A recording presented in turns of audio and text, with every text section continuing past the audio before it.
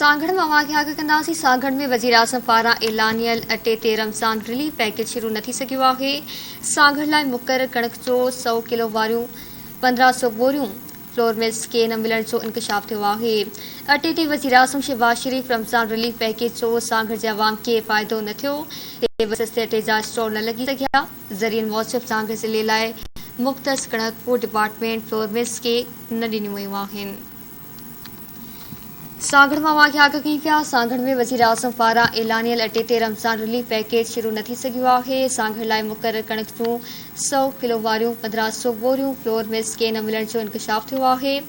अटे ते वज़ीर आज़म शहबाज शरीफ रमज़ान रिलीफ पैकेज जो सांगड़ जे अवाम खे फ़ाइदो न थियो। किथे बि सस्ते अटे जा स्टोर न लॻी सघिया।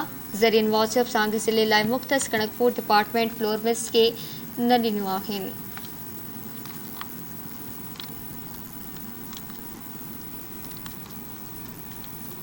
सांगड़ लाइ मुक़रर कणक जूं 100 किलो वारियूं 1500 बोरियूं फ्लोर मिल्स खे न मिलण जो इंकशाफ थियो आहे। अटे ते वज़ीर आज़म शहबाज शरीफ रमज़ान रिलीफ पैकेज जो सांगड़ जे अवाम खे फ़ाइदो न थियो। किथे बि सस्ते अटे जा स्टोर न लॻी सघिया।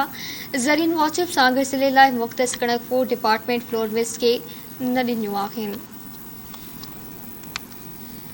सांगड़ में आवाज़ आगे कई पिया। सांगड़ में वज़ीर आज़म पारां ऐलानियल अटे ते रमज़ान रिलीफ पैकेज शुरू न थी सघियो। सांगड़ लाइ मुक़रर कणक जूं 100 किलो वारियूं 1500 बोरियूं फ्लोर मिल्स खे न मिलण जो इंकशाफ थियो आहे।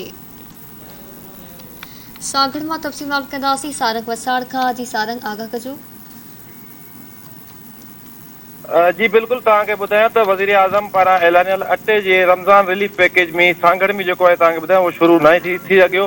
सांगड़ में जेको आहे फ्लोर मालिकनि खे जेको आहे अॼु ताईं जेका हिकु बि जेको आहे थेलो अटे जो न मिली सघियो, जंहिं सबबि सांगड़ ऐं सांगड़ जे मुख़्तलिफ़ इलाइक़नि में किथे बि जेको आहे अटे जा स्टॉक न लॻी सघिया। जॾहिं असांजी DFC सां ॻाल्हि ॿोल करण जी कोशिशि कईसूं त DFC जेको आहे पंहिंजो मौक़िफ़ ॾियण खां इनकार करे छॾियो। जी महिरबानी सारंग वसाड़ तफ़सील जे लाइ।